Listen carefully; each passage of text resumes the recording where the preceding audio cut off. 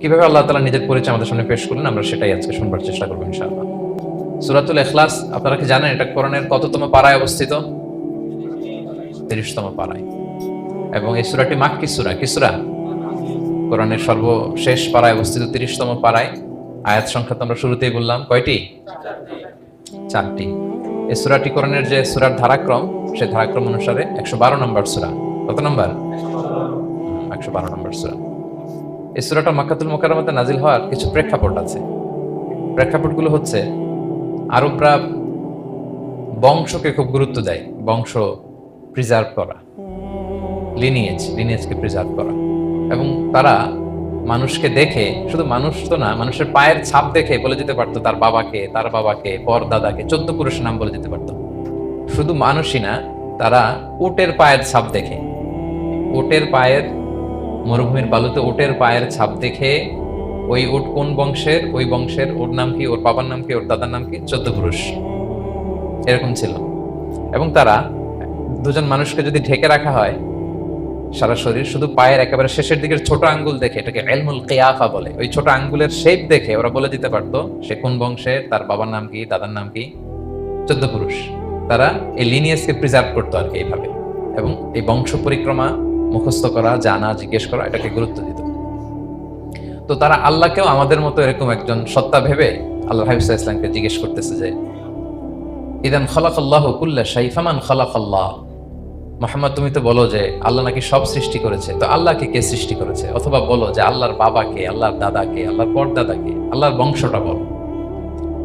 তো তখন এই তাদের এই প্রশ্নের জবাবে আল্লাহ তাআলা সূরাতুল ইখলাস নাজিল করেন যে, কুল হুয়াল্লাহু আহাদ, হে নবী আপনি বলুন আল্লাহ হচ্ছেন এক, অদ্বিতীয়, ইউনিক, অ্যাবসলিউট। আল্লাহুস সামাদ, তিনি হচ্ছেন সামাদ, তিনি কারোর প্রতি নির্ভরশীল নন, অমুখাপেক্ষী। লাম ইয়ালিদ ওয়া লাম ইউলাদ, তিনি কাউকে জন্ম দেনও নাই, আবার তিনি কারো কাছ থেকে জন্ম নেনও নাই। ওয়া লাম ইয়াকুল লাহু কুফুয়ান আহাদ, তার সমকক্ষ, তার মতো, তার সিমিলার মহাবিশ্বে দ্বিতীয় কেউ নাই। সুবহানাল্লাহ।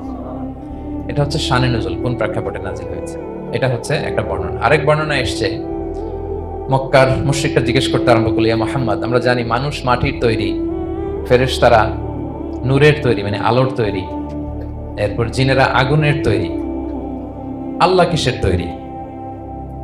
আল্লাহ তাআলার বাইয়িন লানা জিনসা রাব্বিক, তোমার আল্লাহর জিন্স বর্ণনা করো, সে কোত্থেকে আসছে, কি দিয়ে, কোন জিন্স থেকে, মানে কোন জিনিস থেকে তৈরি? তখন আল্লাহ তাআলা এই সূরাটা নাযিল করলেন, কুল হুয়াল্লাহু আহাদ আল্লাহুস সামাদ লাম ইয়ালিদ ওয়া লাম ইউলাদ ওয়া লাম ইয়াকুল লাহু কুফুয়ান আহাদ। এইভাবে অনেকগুলো বর্ণনা পাওয়া যায় যে এরকম এরকম প্রেক্ষাপটে যখন রাসূল সাল্লাল্লাহু আলাইহি ওয়াসাল্লামকে তারা এই সমস্ত প্রশ্ন জিজ্ঞেস করে, তখন তাদের প্রশ্নের জবাব স্বরূপ আল্লাহ তাআলা 4 আয়াত বিশিষ্ট এই সূরাটি নাযিল করেন। তাহলে সূরার কোন প্রেক্ষাপটে, কোন সিচুয়েশনে সূরাটা নাযিল হলো, এটা সবার কাছে ক্লিয়ার না এখন? এই সূরার কিছু ফজিলত পাওয়া যায়। আপনারা তো সূরার নাম শুনেছেন সূরাতুল ইখলাস। ইখলাস শব্দের অর্থ হচ্ছে সিনসিয়ারিটি, আন্তরিকতা বা একনিষ্ঠতা। যেহেতু এই সূরায় একনিষ্ঠতার সাথে আল্লাহর তাওহীদের ঘোষণা দেওয়া হয়, এজন্য এই সূরার নাম হচ্ছে সূরাতুল ইখলাস। আবার এই সূরাকে সূরাতুত তাওহীদও বলে, যেহেতু আল্লাহর একত্ববাদের ঘোষণা এই সূরায় দেওয়া হচ্ছে, ওয়াননেস অফ গড। আবার এই সূরার একটা নাম হচ্ছে সূরাতুল মারিফা, যেহেতু এই সূরা, মারিফা মানে জানা বা চেনা, যেহেতু এই সূরা পড়ার মধ্য দিয়ে আল্লাহর পরিচয় জানা যায়, আল্লাহকে চেনা যায়, এজন্য সূরার নাম সূরাতুল মারিফা। আচ্ছা, এই সূরার অনেক ফজিলত আছে, অনেক ফজিলত। আমরা কয়েকটা ফজিলত আপনাদের সামনে শেয়ার করবো ইনশাআল্লাহ। এই সূরার 1 নম্বর ফজিলত হচ্ছে, রাসূল সাল্লাল্লাহু আলাইহি ওয়াসাল্লাম বিভিন্ন সুন্নাহ নামাজে, সুন্নত নামাজের দ্বিতীয় রাকাতে এই সূরাটা পড়তেন। যেমন ফজরের 2 রাকাত সুন্নত আছে না, ফজরের 2 রাকাত সুন্নতের দ্বিতীয় রাকাতে রাসূল সাল্লাল্লাহু আলাইহি ওয়াসাল্লাম এটা পড়তেন। প্রথম রাকাতে সূরা কাফিরুন, দ্বিতীয় রাকাতে সূরা ইখলাস, এটা পড়তেন। মাগরিবের নামাজের যে সুন্নাত, সেই সুন্নাতেরও দ্বিতীয় রাকাতে আল্লাহর হাবিব সাল্লাল্লাহু আলাইহি ওয়াসাল্লাম এই সূরাটা পড়তেন। তাওয়াফ করার পরে 2 রাকাত নামাজ পড়তে হয়, জানেন? ওই 2 রাকাত নামাজে রাসূল সাল্লাল্লাহু আলাইহি ওয়াসাল্লাম প্রথম রাকাতে সূরাতুল কাফিরুন, দ্বিতীয় রাকাতে সূরাতুল ইখলাস পড়তেন। বিতিরের সালাতের শেষ রাকাতে আল্লাহর হাবিব সাল্লাল্লাহু আলাইহি ওয়াসাল্লাম সূরাতুল ইখলাস পড়তেন। এই মর্মে অনেকগুলো হাসান হাদিস আছে। তাহলে কখন কখন সূরাতুল ইখলাস পড়তেন রাসূল সাল্লাল্লাহু আলাইহি ওয়াসাল্লাম, কোন নামাজে? ক্লিয়ার না? ফজরের 2 রাকাত সুন্নত নামাজের শেষের রাকাতে, মাগরিবের 2 রাকাত সুন্নত নামাজের শেষের রাকাতে, তাওয়াফের পরে যে 2 রাকাত পড়তে হয় শেষের রাকাতে, বিতিরের সালাতের শেষ রাকাতে। এই সূরাটাকে আল্লাহর হাবিব সাল্লাল্লাহু আলাইহি ওয়াসাল্লাম সুলুসুল কোরআন বলেছেন, 1/3 অফ দ্য কিতাব, কোরআনের 3 ভাগের 1 ভাগ। সূরাতুল ইখলাস তা'দিলু সুলুসাল কোরআন, সূরা ইখলাস হচ্ছে কোরআনের 3 ভাগের 1 ভাগ। তার মানে আপনি যদি একবার সূরা ইখলাস পড়েন, কয় পারা তেলাওয়াতের সওয়াব? দুইবার পড়লে, তিনবার পড়লে, তিনবার পড়লে এক খতম কোরআনের সওয়াব। আলহামদুলিল্লাহ। কেউ কেউ বলেন যেহেতু আল্লাহর একত্ববাদের কথাবার্তা কোরআনে 1/3 মানে 1/3 জুড়ে আছে, সেহেতু সূরাতুল ইখলাস সূরাতুল কোরআন মানে হচ্ছে যে কোরআনের 3 ভাগের 1 ভাগে আল্লাহ যা নিয়ে কথা বলেছে সূরাতুল ইখলাসের ভিতরেই সেটা সংক্ষেপে চলে আসছে। এজন্য এটাকে বলা হয় 1/3 অফ দ্য বুক, কোরআনের 3 ভাগের 1 ভাগ। এটার আরেকটা, এই হাদিসটা মুতাওয়াতির হাদিস। সূরাতুল ইখলাস তা'দিলু সুলুসাল কোরআন, এটা এমন সংখ্যক, বেশি বেশি সংখ্যক সাহাবী প্রতিটি জেনারেশনে বর্ণনা করেছে, সাহাবী, তাবি। এই হাদিসের ব্যাপারে কোনো ডাউট তৈরি হয় না, কোনো সাসপিশন তৈরি হয় না, খুবই ভ্যালিড এই হাদিসটা, যেটা কোরআনের 3 ভাগের 1 ভাগ। আচ্ছা, আল্লাহর হাবিব সাল্লাল্লাহু আলাইহি ওয়াসাল্লাম আরেকটা হাদিসে এসেছে, এক সাহাবীকে কুবা পল্লীতে ইমাম করে পাঠিয়েছেন।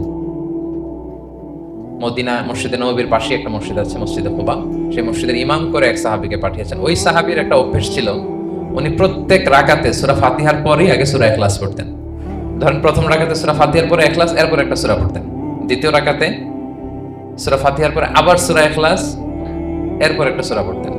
ধরেন যে জুমার নামাজ 2 রাকাত, উনি ফাতিহার পরে প্রথমে কোন সূরাটা পড়ে নিতেন, এরপরে অন্য যে কোনো একটা সূরা। দ্বিতীয় রাকাতে সূরা ফাতিহার পরে কোন সূরাটা প্রথমে পড়ে নিতেন, ইখলাসের। এইটাই ওনার স্বভাব। প্রত্যেক নামাজে যদি কোনো ইমাম সাহেব শুধু সূরা ইখলাস পড়ে, একটু খারাপ লাগবে না আমাদের? ওনার মুসল্লিদেরও তাই লেগেছে। ওনারা জিজ্ঞেস করলেন, তুমি এটা কেন করো? এরকম না করে স্বাভাবিকভাবে পড়ো। তিনি বললেন, না, আমি এভাবেই পড়বো, আমি যেভাবে পড়তেছি এইভাবেই পড়বো, পড়লে পড়ো, নাহলে তোমাদের হিসাব তোমাদের। তো তারা যে রাসূল সাল্লাল্লাহু আলাইহি ওয়াসাল্লামের কাছে বিচার দিল যে, ইয়া রাসূলুল্লাহ, দেখেন একজন ইমাম আপনি আমাদের জন্য নির্ধারণ করেছেন, উনি প্রত্যেক রাকাতে সূরা ইখলাস পড়ে, ইন এভরি সিঙ্গেল রাকাত সূরা ইখলাস পড়ে। তো রাসূল সাল্লাল্লাহু আলাইহি ওয়াসাল্লাম তাকে ডাকলেন, ডেকে বললেন, ঘটনা কি? তুমি নাকি এরকম করো, প্রত্যেক রাকাতে ফাতিহার পরে আগে ইখলাস দিয়ে শুরু করো, কেন কেন করো? সে বলতেছে, ইয়া রাসূলুল্লাহ, হ্যাঁ আমি আসলে এমনটা করি, কারণ আমি এই সূরাটাকে বড্ড ভালোবাসি। কারণ ফিহি সিফাতুর রহমান, এই সূরার ভেতরে আল্লাহর পরিচয় মেলে, আল্লাহর পরিচয় পাওয়া যায়, যেন সূরাটাকে আমি বড্ড ভালোবাসি। রাসূল সাল্লাল্লাহু আলাইহি ওয়াসাল্লাম বললেন, ঠিক আছে, তোমার অভ্যাসের পরিবর্তন করার দরকার নাই। হুব্বুকা ইয়াহা ইউদখিলুকাল জান্নাহ, এই সূরার প্রতি তোমার এই ভালোবাসাই তোমাকে জান্নাতে প্রবেশ করাবে। আরেক বর্ণনায় এসেছে, তুমি যেমনি আল্লাহর পরিচয় থাকার কারণে সূরাটাকে ভালোবাসো, আল্লাহ জানিয়েছেন যেন তোমাকে জানাই আল্লাহও তোমাকে ভালোবাসে। ফিহি সিফাতুর রহমান, এই সূরার ভেতরে রহমানের পরিচয় পাওয়া যায়, আল্লাহ সুবহানাহু ওয়া তাআলার পরিচয় পাওয়া যায়। তো এই জন্য উনি প্রত্যেক রাকাতে সূরা ইখলাস পড়তেন। আরেকটা হাসান পর্যায়ের হাদিসে পাওয়া যায়, 9ম হিজরিতে আল্লাহর হাবিব সাল্লাল্লাহু আলাইহি ওয়াসাল্লাম তাবুক যুদ্ধে অংশগ্রহণ করেছিলেন। আপনারা তাবুক যুদ্ধের নাম শুনেছেন? হ্যাঁ, নিশ্চয়ই শুনেছেন, যারা ইসলামের ইতিহাস, ইসলামের বায়োগ্রাফি নিয়ে পড়াশোনা করেছেন। তাবুক হচ্ছে অনেক দূরে মদিনা থেকে, খুব কষ্টের সফর ছিল। তখন খেজুর পেকে সবার ঘরে খেজুর, পাকা খেজুর উঠাতে হবে, আবার প্রচন্ড গরম, আবার সফরের দূরত্ব অনেক বেশি। এই সফরে মূলত কোনো যুদ্ধ সংগঠিত হয়, তাবুক যুদ্ধে কোনো যুদ্ধ হয়নি। কয়েক সপ্তাহ লাগছে যেতে, কয়েক সপ্তাহ ফিরতে, এতটুকুই। জাস্ট কে পাক্কা ইমানদার আর কারা মুনাফিক, হিপোক্রিট, এটাকে ক্লিয়ার করার জন্য আল্লাহ তাআলা এই যুদ্ধের আহ্বান জানিয়েছেন যে যাও, অ্যাটাক করো, তাবুকে যাও। বিশাল বাহিনী, প্রায় বিশাল একটা বাহিনী যে তাবুকে চলে গেল। রাসূল সাল্লাল্লাহু আলাইহি ওয়াসাল্লাম যখন তাবুক যুদ্ধে ছিলেন, এই অভিযানে ছিলেন, তখন মদিনায় এক সাহাবী ইন্তেকাল করেন, নাম হচ্ছে মুআবিয়া ইবনে মুআবিয়া আল মুজহানি। তো উনি ইন্তেকাল যখন করলেন, রাসূল সাল্লাল্লাহু আলাইহি ওয়াসাল্লাম তো এত দূর থেকে এটা জানতেন না। জিবরাইল ইসলাম এসে বললেন, ইয়া রাসূলুল্লাহ, মদিনাতে আপনার সাহাবী মুআবিয়া ইন্তেকাল করেছে। মুআবিয়া ইবনে আবি সুফিয়ান একজন সাহাবী আছে, উনি নয়, মুআবিয়া ইবনে মুআবিয়া আল মুজহানি। তখন বললেন, ইয়া রাসূলুল্লাহ, আপনি এই 30,000 সাহাবী নিয়ে এখানেই মরুভূমির মধ্যেই তার গায়েবানা জানাজা পড়েন, আমরাও আছি আপনার সাথে, আমরাও শরীক হব। রাসূল সাল্লাল্লাহু আলাইহি ওয়াসাল্লাম এত দূরে তাবুক থেকেই মুআবিয়া ইবনে মুআবিয়া আল মুজহানি রাদিয়াল্লাহু তাআলা আনহু গায়েবানা জানাজায় শরীক হলেন। এই গায়েবানা জানাজায় সাহাবাদের সাথে ফেরেশতারাও শরীক হয়েছিলেন, 2 কাতারে, পেছনে 2 কাতার, প্রতি কাতারে 70,000 ফেরেশতা। জানাজা শেষে, দোয়া শেষে আল্লাহর হাবিব সাল্লাল্লাহু আলাইহি ওয়াসাল্লাম বললেন যে, জিবরিল, ঘটনা কি? মুআবিয়ার এত স্ট্যাটাস, এত মর্যাদা, কি কারণে তুমি 2 কাতারে 70,000 হলে 1,40,000 বিশাল ফেরেশতাদের বহন নিয়ে তুমি জানাজায় জয়েন করলে, কারণ কি? কি তার মর্তবা? জিবরাইল ইসলাম বললেন, ইয়া রাসূলুল্লাহ, আপনার সাহাবী মুআবিয়ার বৈশিষ্ট্য ছিল তিনি কাইমান আও কাঈদান, দাঁড়িয়ে অথবা বসে, মাশিয়ান আও রাকিবান, আরোহণ অবস্থায় অথবা চলন্ত অবস্থায়, উঠতে বসতে চলতে ফিরতে সবসময় সে পড়তে থাকতো কুল হুয়াল্লাহু আহাদ আল্লাহুস সামাদ লাম ইয়ালিদ ওয়া লাম ইউলাদ ওয়া লাম ইয়াকুল লাহু কুফুয়ান আহাদ। এই সূরাটা ছিল তার ডেইলি ওজিফা, সবসময় উঠতে বসতে চলতে ফিরতে কোন সূরা পড়তো? সূরা ইখলাস পড়তো। এজন্য আল্লাহ তাআলার আদেশে আমরা 1,40,000 ফেরেশতা নিয়ে তার জানাজায় শরীক হয়েছে। সুবহানাল্লাহি ওয়া বিহামদিহি। তাহলে বুঝতে পারতেছেন এই সূরার মর্তবা কতটা পছন্দনীয় সূরা আল্লাহর কাছে। যদিও ছোট, আয়াত কয়টা, কিন্তু আল্লাহর কাছে এটার ফজিলত অনেক বেশি। প্রিয় ভাইরা, শুধু এখানেই শেষ নয়। আল্লাহর হাবিব সাল্লাল্লাহু আলাইহি ওয়াসাল্লাম সকালে, সন্ধ্যায়, ফজরের পরে, মাগরিবের পরে এবং বিছানায় ঘুমোতে যাওয়ার আগে তিনি সূরাতুল ইখলাস, সূরা ফালাক, সূরা নাস পড়ে হাতের মধ্যে ফু দিতেন, দুই হাত একসাথে মিলিয়ে এরকম ফু দিয়ে মাথা থেকে বডিতে যতটুকু সম্ভব তিনি মাসে করতেন। 3টা সূরাই শুরু হয়েছে কুল দিয়ে, এজন্য এই 3 সূরাকে একসাথে বলে কুল আস-সালাসা, মানে 3 কুল। এই 3 কুল তিনি ফজরের পর, মাগরিবের পর আর বিছানায় ঘুমোতে যাওয়ার আগে পরে হাতে ফু দিয়ে সারা গায়ে মেসেজ করতেন। আপনারা করেন? হ্যাঁ, অভ্যাসটা, ওজিফাটা আছে তো আপনাদের, না? করবেন এটা special protection. You will get a special protection from Allah সুবহানাহু ওয়া তাআলা। অনেকে দেখবেন ব্ল্যাক ম্যাজিক করে। ব্ল্যাক ম্যাজিক কিন্তু সত্য। ম্যাজিক করে, সেহের করে আপনাকে দুর্বল করে ফেলবে। স্বয়ং আল্লাহর হাবিব সাল্লাল্লাহু আলাইহি ওয়াসাল্লামকে সেহের করা হয়েছিল। উনি কয়েক মাস স্ত্রীদের সাথে ফিজিক্যাল ইন্টিমেসিতে যেতে পারতেন না, এত দুর্বল হয়ে গেছিলেন। লাবিদ ইবনুল আসাম নামে এক ইহুদি মিত্র, সে জাদু করেছিল রাসূল সাল্লাল্লাহু আলাইহি ওয়াসাল্লামকে। ওনার মাথার চুল চিরুনির ভেতরে 11টা গিট দিয়ে সেই ব্ল্যাক ম্যাজিক করেছে। নবী সাল্লাল্লাহু আলাইহি ওয়াসাল্লাম কয়েক মাস অসুস্থ ছিলেন। পরে সূরা ফালাক, নাস যখন নাজিল হয় তখন আল্লাহ তাআলা বিষ্ণু সাল্লাল্লাহু আলাইহি ওয়াসাল্লামকে সুস্থ করে দিলেন।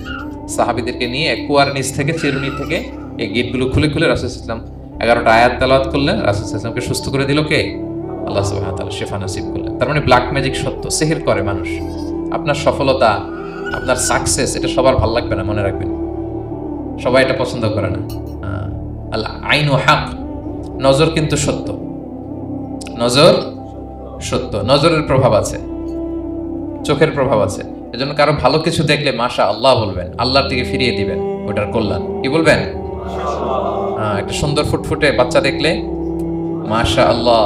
কারো সফলতা দেখলে, কারো ফার্মে গেলেন, বাগানে যেয়ে দেখলেন ফল মূল ভর্তি, কি বলবেন? মাশা আল্লাহ, বিসমিল্লাহ মাশা আল্লাহ বললে এটাতে আর ক্ষতি হয় না। অনেকে বলে যে বাবা মা মাশাআল্লাহ বলা লাগে না, বাবা মা আর নাকি মামা, এই 3 জন নাকি মাশাআল্লাহ না বললে কিছু ভুল কথা। বাবা মারা বলতে হয়। বাবাও তার ছেলের কোনো সাকসেস, ভালো কিছু দেখলে কি বলবে? মাশাআল্লাহ, তাবারাকাল্লাহ, অথবা বিসমিল্লাহ মাশাআল্লাহ, এটা আপনারা বলবেন। নজরের প্রভাব আছে। আপনি সিম্পলি দেখেন, এই যে আমি আপনাদের দিকে তাকিয়ে তাকিয়ে কথা বলছি, আমি যদি অনেকক্ষণ স্টেয়ারিং করি, কারো দিকে ভেবে তাকিয়ে থাকি, সে ভালো ফিল করবে? কেন, আমি কি তার মারছি, ধরছি, স্পর্শ করছি? কিছুই তো করলাম, শুধু আমি তার দিকে তাকিয়ে আছি। তার মানে এতেই সে অস্বস্তি ফিল করতেছে। ধরেন যে আপনি কোন একটা প্রোগ্রামে বসে আছেন, আপনার পাশে যে বসে, আপনি তার দিকে এরকম 10 মিনিট তাকায় আছেন, কোনো কথা ছাড়া শুধু তাকিয়েই রইলেন। তার কি ভালো লাগবে বলেন? সে কি কমফোর্টেবল ফিল করবে? সে ভয় পাবে, সে ভয় পাবে, অস্বস্তি ফিল। আপনি কিছুই করেন নাই, না তাকে টাচ করেছেন, না ধরেছেন, ছুঁয়েছেন, কিন্তু শুধু তাকিয়ে আছেন। দেখেন নজরের কি প্রভাব। আল্লাহ আইনু হক, নজর সত্যি। এজন্য কারো সাকসেস দেখলে আমরা সবসময় যেন মাশাআল্লাহ বলি। মাশাআল্লাহ ঠোঁটের সাথে মিলিয়ে রাখবেন। ভালো দেখলে কি বলবেন? মাশাআল্লাহ, মাশাআল্লাহ, বিসমিল্লাহ মাশাআল্লাহ, মাশাআল্লাহ, তাবারাকাল্লাহ, এটা বলবেন। তাহলে আল্লাহর হাবিব সাল্লাল্লাহু আলাইহি ওয়াসাল্লামকেও সেহের করা হয়েছিল। এজন্য এই সেহের থেকে, ব্ল্যাক ম্যাজিক থেকে, আইন মানে জেলাসি, মানুষের নজর দিয়ে যে হিংসা করে, এই জেলাসি থেকে, মিন শাররি হাসিদিন ইযা হাসাদ, হাসাদ থেকে, মিন কুল্লি মাকরুহিন ওয়া শুরুর, এই সব ক্যালামিটি, ডিজাস্টার, এগুলো থেকে পানা হিসেবে আপনি এই ওজিফাটা করবেন। 3 কুল, কুল আস-সালাসা, 3 কুল। আমার সাথে সাথে বলেন, কয় কুল? কি কি? সূরাতুল ইখলাস, সূরা ফালাক, সূরা নাস। এই 3টা পড়ে ফজরের পর, মাগরিবের পর আর ঘুমোতে যাওয়ার আগে হাত দুইটাকে একসাথে করে পরে লম্বা একটা ফু দিয়ে মাথা থেকে মাসাজ করবেন সারা গায়ে। পারা যাবে ইনশাআল্লাহ বিইذنিল্লাহ। এবং আম্মা জান আয়েশা রাদিয়াল্লাহু তাআলা আনহা বলতেন, আমি যখন কখনো অসুস্থ হয়ে যেতাম, অসুস্থ হলে রাসূল সাল্লাল্লাহু আলাইহি ওয়াসাল্লামকে যে যখন কমপ্লেইন করতে, ইয়া রাসূলুল্লাহ আমি তো অসুস্থ, রাসূল সাল্লাল্লাহু আলাইহি ওয়াসাল্লাম আমাকে এই আমলটা করতে বলতেন। মানে আয়েশা, তুমি সূরাতুল ইখলাস, সূরা ফালাক, সূরা নাস পড়ে সারা গায়ে কি করো? ফু দাও। আলী রাদিয়াল্লাহু তাআলা আনহু বর্ণনা করেন, আল্লাহর হাবিব সাল্লাল্লাহু আলাইহি ওয়াসাল্লাম একবার নামাজ পড়তেছেন। নামাজে তিনি সিজদারত অবস্থায়, ইন দ্য মিন টাইম লাদাগাতহুল আকরাব, একটা বিচ্ছু রাসূল সাল্লাল্লাহু আলাইহি ওয়াসাল্লামের আঙ্গুলে কামড় দিল। বিচ্ছুর কামড় খাইছেন? হ্যাঁ, কেমন লাগে? খুব আরাম লাগে? হ্যাঁ, খুব যন্ত্রণা হয়, অনেক যন্ত্রণা হয়। রাসূল সাল্লাল্লাহু আলাইহি ওয়াসাল্লামকে যখন কামড় দিল নামাজের অবস্থায়, রাসূল সাল্লাল্লাহু আলাইহি ওয়াসাল্লাম খুব যন্ত্রণা পেলেন, ব্যথা পেলেন। বিচ্ছুটারে লানত করলেন। সাধারণত লানত করতেন না, তিনি বলতেন লানাতুল্লাহি আলাল আকরাব, এই বিচ্ছুর উপর লানাত, ইয়াদা নাবিয়ান আলা গায়রা, এই বিচ্ছু নবীও চিনে না, মানুষও চিনে না। কোথায় কামড় দিতে হবে এটাও বুঝতেছে না। শুধু নবী না, সব নবীদের নবী, ওনারা কামড় দিয়ে ফেলছে। আল্লাহর পক্ষ থেকে পরীক্ষা ছিল, কি আর করা।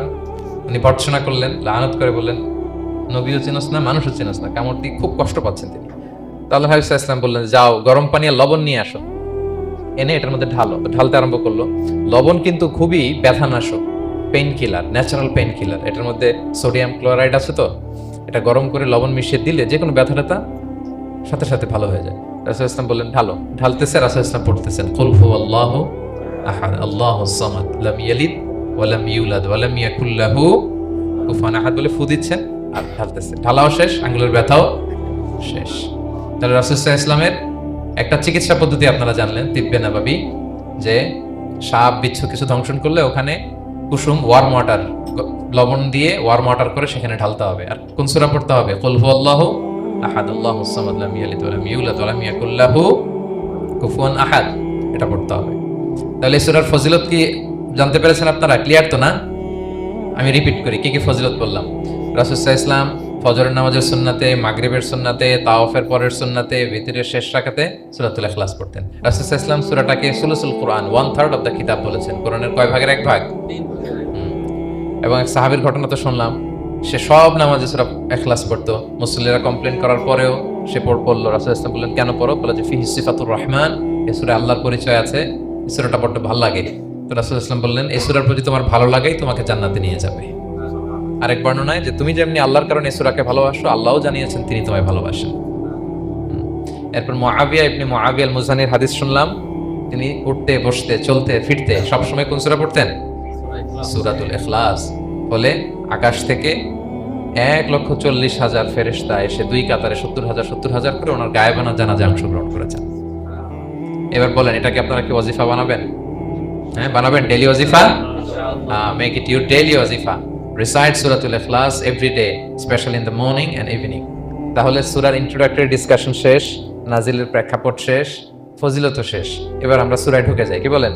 আউযু বিল্লাহি মিনাশ শাইতানির রাজীম, বিসমিল্লাহির রহমানির রহিম।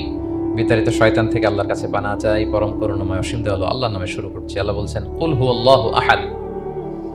হে নবী আপনি বলুন, ওই যে বারবার প্রশ্ন করে, বাইয়িন লানা জিনসা রাব্বিক, তোমার আল্লাহ কি দিয়ে তৈরি? আল্লাহ কি স্বর্ণের তৈরি, না রূপার তৈরি, না কাঠের তৈরি? এভাবেই লিটারালি বলতেছে, আহুয়া মিন যাহাব আও ফিদ্দা আও মিন খাশাব। মুহাম্মদ তোমার আল্লাহ কি স্বর্ণের, না রূপার, না কাঠের? আল্লাহ বলেন, নবী আপনি এটা বলেন। কুল, নবী আপনি বলুন, হুয়াল্লাহু আহাদ, আল্লাহ হচ্ছে এক। তোমরা যেরকম আল্লাহকে ভাবো, আল্লাহ আসলে ওইরকম নয়। আল্লাহর সত্তাটা আমাদের মতো নয়, সৃষ্টিগত সত্তার মতো নয়। আমরা এটাতে প্রায় ভুল করে ফেলি। অনেকে এমন এমন প্রশ্ন করি আল্লাহর সাথে, মনে হয় যেন আল্লাহ আমার একেবারে, আমরা নিজেরা যেরকম ওইরকম। কিন্তু স্রষ্টা যে সৃষ্টি জগতের অনেক ঊর্ধ্বে, এটা আমরা বুঝি না।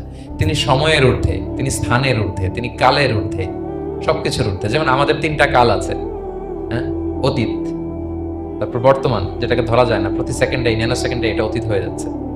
আর যেটা সামনে ঘটবে এটা কি? ফিউচার, ভবিষ্যৎ। আল্লাহরও কি এরকম অতীত, বর্তমান, ভবিষ্যৎ আছে? সময়টা আমাদের জন্য, উনি তো সময়ের স্রষ্টা, ওনার সাথে আপনি সময় সেট করতে পারবেন না, উনি সময়ের ঊর্ধ্বে।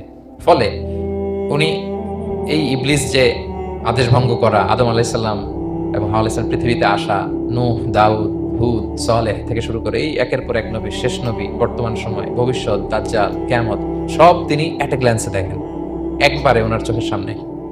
আমাদের মতো অতীত, বর্তমান, ভবিষ্যৎ ওনার নাই। আমরা যেমনি ভাব প্রকাশের জন্য ভাষা লাগে, এই যে আমি বাংলায় কথা বলতেছি, আপনারা বুঝতেছেন, মালায়রা যারা মালায়তে কথা বলে, ইংলিশরা ইংরেজিতে কথা, চাইনিজে কথা বলে, ভাষা, উনি ভাষার স্রষ্টা, ফলে ওনার ভাষাও লাগে না। কিন্তু উনি বোঝানোর জন্য একটা ভাষা ইউজ করে আমাদের জন্য সহজ করে দিয়েছেন। একটা ভাষায় না বললে তো আমরা বুঝবো না, ফলে উনি আরবি ভাষায় কোরআনটাকে নাজিল করেছেন, যাতে আমরা বুঝি। কিন্তু উনি ভাষার মুখাপেক্ষী না, ওনাকে সময়, কাল, ভাষা কোনো কিছু দিয়ে বাধা যায় না, উনি সবকিছুর ঊর্ধ্বে, সবকিছুর ঊর্ধ্বে। এবং আল্লাহ কোথায় আছেন? আমরা বলি যে আরশের উপরে আছেন। সেখানে ওই এরিয়াটা হচ্ছে লা জামান লা মাকান, ওখানে সময়, তারপর কাল, এগুলো ওখানে যায় না। আল্লাহর সাথে এই প্রশ্নগুলো একেবারেই অবান্তর। ফলে আমরা যে প্রশ্নগুলো হুট করে না বোঝার কারণে করে ফেলি, যেহেতু আমাদের খুব সীমিত জ্ঞান, ফলে আমরা সৃষ্টির সাথে স্রষ্টাকে গুলিয়ে ফেলি। কিন্তু উনি কিন্তু আমাদের মতো নন। এজন্য আল্লাহ বলেন যে আমাকে জিজ্ঞেস করে যে আমি লোহার তৈরি না স্বর্ণের তৈরি না রূপার তৈরি নাকি পাথরের তৈরি বা কাঠের তৈরি, তুমি বলো কুল হুয়াল্লাহু আহাদ। হে নবী আপনি বলুন আমি হচ্ছি এক, একক, অদ্বিতীয়। আরবিতে এক এক বলতে আরবিতে ওয়াহেদ শব্দ ব্যবহার করে, আহাদ ব্যবহার করা হয় না। ব্যক্তির গুণ হিসেবে কখনো আহাদ ব্যবহার করা হয় না। এটা কেবলমাত্র শুধুমাত্র একমাত্র আল্লাহ তাআলার জন্য ব্যবহার করা হয়, তিনি আহাদ। আহাদ কারণ ওয়াহেদ শব্দের ওয়াহেদাতুন হয়, মানে পুরুষবাচক হয়, স্ত্রীবাচক হয়, কিন্তু আহাদের আর কিছু হয় না, আহাদ আহাদি। আল্লাহ শব্দটাই এরকম, আল্লাহ শব্দটাই এরকম। যেমন ঈশ্বরের ঈশ্বরী হয়, ভগবানের ভগবতী হয়, গডের গডেস হয়। আল্লাহর এরকম স্ত্রীবাচক কিছু আছে? কিছু নাই। আল্লাহ বলেন ইন্নানি আনাল্লাহু লা ইলাহা ইল্লা আনা ফা'বুদনি ওয়া আকিমিস সালাতা লিযিকরি। নিশ্চয় আমি আল্লাহ।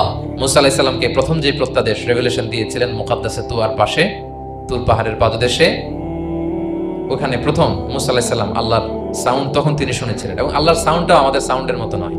যেমন আমি এদিক থেকে কথা বললে আপনি এই পাশ থেকে শুনবেন, এদিক থেকে কথা বললে, এদিক থেকে আমাকে ডাক দিলে এদিকে, তার মানে আমি দিকের সাথে সম্পৃক্ত। আল্লাহর এটা এরকম না। মুসা আলাইহিস সালাম তিনি যখন আল্লাহর কথা শুনলেন, তিনি বললেন যে একটা সাউন্ড শুনলাম, এটা চারদিক থেকে শোনা যায়, চারদিক থেকে শোনা যায়।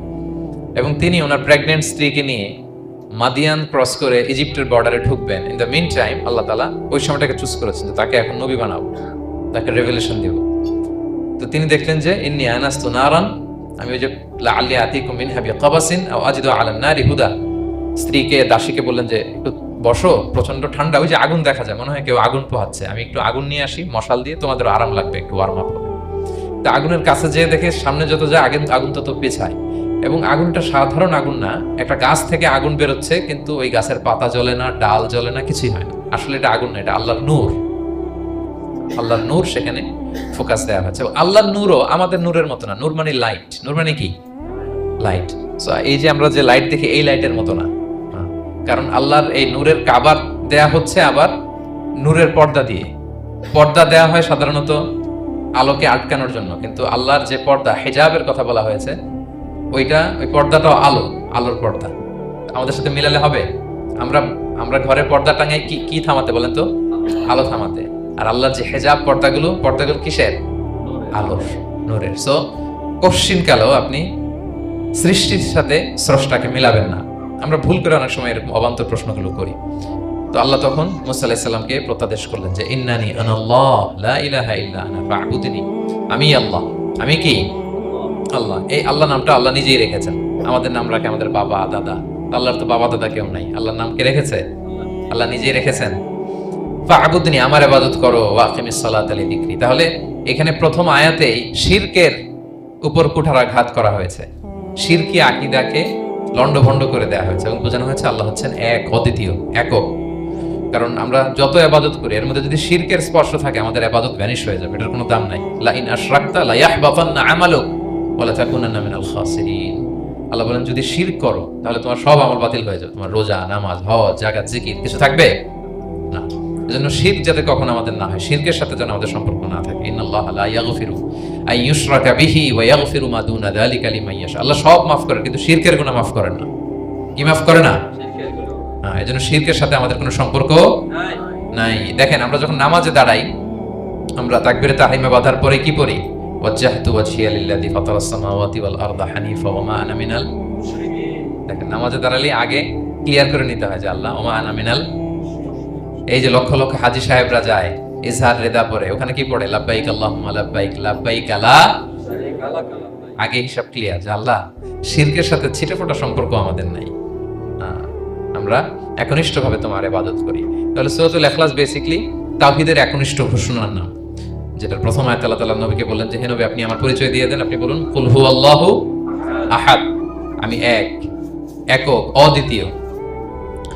কুল হুয়াল্লাহ, নবী আপনি বলুন তিনি হচ্ছেন আল্লাহ এবং তিনি হচ্ছেন আহাদ। আল্লাহ নামটার অনেক ভাবে কোরআনে পরিচয় দিয়েছেন। আল্লাহ আলিফ লাম, লাম আলিফ ছাড়া, লিল্লাহ দিয়ে, লাম ছাড়া, লাহু দিয়ে, আপনি যেভাবেই বলবেন সেভাবে আল্লাহর পরিচয় পাওয়া যায়। লিল্লাহি মা ফিস সামাওয়াতি ওয়া মা ফিল আরদ, কোরআনের অনেক আয়াতে এসেছে। লাম বাদ দিয়ে দিলে লাহুল মুলকু ওয়া লাহুল হামদু হুয়া আলা কুল্লি শাইইন কাদির। লাম বাদ দিয়ে দিলে হা দিয়ে আল্লাহ পরিচয় দিয়েছেন, হুয়া দিয়ে পরিচয় দিয়েছেন, হুয়াল্লাহুল্লাযী লা ইলাহা ইল্লা হু। তাহলে যেভাবে আপনি পরিচয় খুঁজতে যাবেন সেখানে আল্লাহর পরিচয় পাওয়া যাবে। আল্লাহ তাআলা বলছেন হুয়াল আউয়ালু ওয়াল আখিরু ওয়াল যাহিরু ওয়াল বাতিন ওয়া হুয়া বিকুল্লি শাইইন আলিম। তিনি প্রথম, তিনি শেষ, তিনি প্রকাশ্য, তিনি গোপন। তিনি প্রথম মানে কি? তিনি সূচনাহীন অতীত থেকে আছেন। দেখেন আমাদের সাথে মিলে না, আমাদের অতীতের একটা সূচনা থাকে, কি বলেন, আমার জন্মের একটা স্টার্টিং পয়েন্ট আছে না, যে এখান থেকে আমার অস্তিত্ব শুরু, এত সালে আমি, এত সালে আপনি। তার মানে আমাদের একটা স্টার্টিং আছে তো নাকি? আল্লাহ স্টার্টিং কবে থেকে বলেন? কবে থেকে? যে এই সময় থেকে উনি আল্লাহ বলেন। নবডি নোজ, কারণ হুয়াল আউয়াল, এই আউয়াল মানে এমন শুরু, সূচনাহীন শুরু, এমন শুরু যেটার কোনো কি নাই, সূচনা নাই। আবার সীমাহীন ভবিষ্যৎ পর্যন্ত তিনি থাকবেন। কতদিন তার রাজত্ব, ক্ষমতা, সভরেন্টি, পাওয়ার থাকবে? কতদিন বলেন? সীমাহীন, এটার কোনো শেষ নাই। ওয়াল আউয়াল ওয়াল আখির ওয়াল যাহির ওয়াল বাতিন। এবং সব কিছু ধ্বংস হবে তিনি ছাড়া। কুল্লু মান আলাইহা ফান ওয়া ইয়াবকা ওয়াজহু রাব্বিকা যুল জালালি ওয়াল ইকরাম। সব শেষ হবে, উনি অবিনশ্বর, শাশ্বত, চিরঞ্জীব। তাই বলে উনি আমাদের থেকে দূরে নন, খুব কাছে। আমরা ডাকলেই তিনি ডাকে সাড়া দেন। আমাদের সবকিছু তিনি দেখেন, অবজার্ভ করেন, মনিটর করেন। ওয়া নাহনু আকরাবু ইলাইহি মিন হাবলিল ওয়ারিদ। আমাদের এখানে একটা রগ থাকে, এই রগেরও কাছে, তার মানে খুব কাছে, খুব কাছে। আমরা তাকে না দেখলেও তিনি আমাদের দেখেন। লা তুদরিকুল আবসার ওয়া হুয়া ইউদরিকুল আবসার ওয়া হুয়াল লাতীফুল খবীর। কোন চোখ তাকে দেখে না, কোন দৃষ্টি তাকে আয়ত্ত করতে পারে না, কিন্তু সকল দৃষ্টিকে তিনি আয়ত্তে রাখেন। সুবহানাল্লাহ। এভাবে আল্লাহ তাআলা খুব প্রিসাইজলি 4টা আয়াত দিয়ে নিজের পরিচয় দিয়েছেন। কুল হুয়াল্লাহু আহাদ। হে নবী আপনি বলুন তিনি আল্লাহ, তিনি অদ্বিতীয়। বাংলারও অনেক সীমাবদ্ধতার ফলে আমাকে এক, একক এগুলো ইউজ করা লাগতেছে, কিন্তু আল্লাহর আহাদ বোঝাতে যে এক, একক, এটা যথেষ্ট না। এটা আমার লিমিটেশন, আমাদের লিমিটেশন, ভাষার লিমিটেশন। কিছু দিয়ে তো আমার অডিয়েন্সকে বা আমাদের বুঝতে হবে দ্য এসেন্স অফ গড। এজন্য আমরা বলি এক, একক, অদ্বিতীয়। অদ্বিতীয়টা খুব অনেকটাই পারফেক্ট। তাহলে তিনি হচ্ছেন আহাদ, এবং এই আহাদের লেসন দেওয়ার জন্য সব নবীরা এসেছে। সব নবীরা একই কথা বলেছেন, আদম আলাইহিস সালাম থেকে শুরু করে বিষ্ণু ইসা ইসলাম পর্যন্ত একই কথা বলেছেন, যে ইয়া কওমি ইবুদুল্লাহ মা লাকুম মিন ইলাহিন গায়রু আফালা তাআকিলুন। হে আমার জনপদের লোকেরা, কি হলো তোমরা এত কিছু ইবাদত করো, দাসত্ব করো, তোমরা ইবাদত করবে এক সত্তার, তিনি কে? মা লাকুম মিন ইলাহিন, তিনি ছাড়া কোনো ইলাহ তোমাদের নেই। তাহলে এই যে ওয়াননেস অফ গড, স্রষ্টা যে একজন, এই কনসেপ্টটাকে ক্লিয়ার করবার জন্যই এত এত নবীরা পৃথিবীতে হাজির হয়েছেন। তাহলে আল্লাহর চমৎকার একটা নাম জানলাম আমরা, আহাদ। কি নাম? মজার ব্যাপার হচ্ছে এই নামকরণে আর কোথাও নাই। আহাদুন শব্দ যেটা আছে এটা অন্য অর্থে, এক, এক অর্থে আর কি, কিন্তু আল্লাহর আহাদ কোরআনে শুধু এই সূরাতেই এসেছে। আল্লাহর আহাদ নামটা শুধু এই সূরাতেই এসেছে।